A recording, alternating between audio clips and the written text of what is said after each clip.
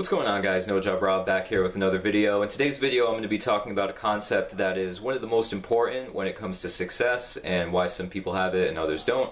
This is a concept that was introduced to me in the book Rich Dad Poor Dad by Robert Kiyosaki, which is considered the #1 personal finance book of all time.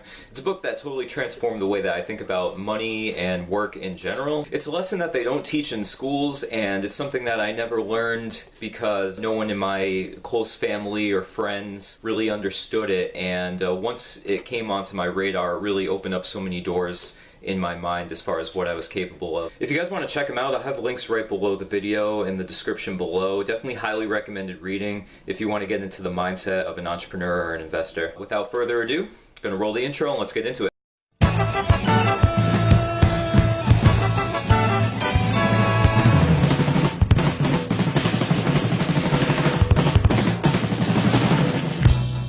Welcome back to today's video, guys. Make sure to hit the like and subscribe. This is a pretty epic video that I have in store today, and it's something that I'm pretty passionate about, so let's get right into it here.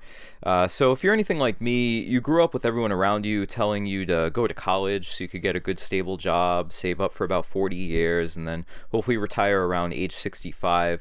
Then you can finally try to enjoy your freedom when you're probably too old and tired at that point. So when I was working a corporate job, I felt stuck because I knew I didn't want to just trade all my time away, but I didn't know that I had an option. So it was about 3 years ago that it first came on my radar that there were ways to earn a living without directly trading time away for it. So I found myself becoming fascinated with this idea of passive income, which is when you continue to get paid for something that you already did. In other words, you put in the work up front to build something, create an asset for yourself that continues to pay you. Without you really having to do much else. You can, kind of continue to tweak it and optimize it over the course of time, but other than that, you already did the work and you're just reaping the benefits for it. So once I became aware that people were doing stuff like this, I didn't feel helpless anymore because I felt like I actually did have a choice. So I felt like I had the choice to learn how to do that, or just keep coasting through on the path that I was on and that everyone else wanted me to follow. Like I mentioned in the beginning of the video, one of the first books that changed the way that I thought about time and money was Rich Dad Poor Dad by Robert Kiyosaki, and that introduced the concept that I'm about to talk about. And if this is new to you, or you're just not fulfilled in the situation that you're in the way it is now, the graphic I'm about to put on the screen could honestly be life-changing for you. So what I'm showing you here is called the cash flow quadrant, and it outlines the 4 ways that a person can earn an income. So most of us are here in the E quadrant, and that stands for employee. Now, as an employee, you have no leverage because you have to trade away your time, usually 40 hours or more every week, in order to get a paycheck. Now, I'm not going to say you're a slave in this case, but in some ways you're definitely handing over your freedom in exchange for the security of a paycheck and someone telling you exactly what to do. Now, this is downloaded into our brains by society from a young age, because chances are this is what your parents and teachers grew up around too. Now, you may be at least vaguely familiar with the other 3 quadrants, but if you're here in the E quadrant, there's a good chance that they still seem foreign or unrealistic to you, which is why this lesson is so important. Now, I like to think about things like a game, so let's say we're leveling up, or if this is Pokemon, evolving, to our next quadrant, which is S for self-employed. The S can also stand for small business owner. The difference here is that instead of having a job, you own your job. So think Uber drivers, freelancers, even lawyers and dentists can fall into this category. Some people really like not having a boss and being able to set your own hours, but you still don't really have much leverage because if you stop putting in the hours, the money stops too. It's worth it for some people, but it's definitely not for everyone. You're accountable for everything, and you can often end up having to make up for the consistency of a 40-hour paycheck by putting in 80 hours or more a week. When I was selling on eBay and performing services for people, it was nice to work when I wanted, but if I was trading my time for money anyway, I still kind of wanted to be paid to slack off like I could at my job, which you can't do in the S quadrant. Now we get to make our way over to the right side of the quadrant. This is where you want to be if you really want to live life on your terms with location, money, and time freedom.